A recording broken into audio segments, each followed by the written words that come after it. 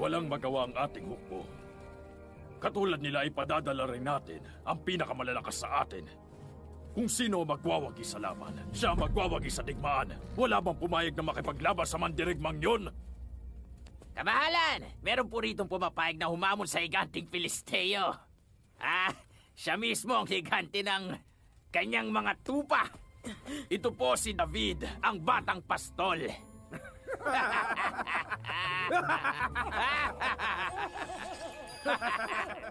Hindi ito ang panahon para sa lokohan. Paalisin ang batang yan. Kamahalan, hindi po ako natatakot sa kahit sinong Filisteo.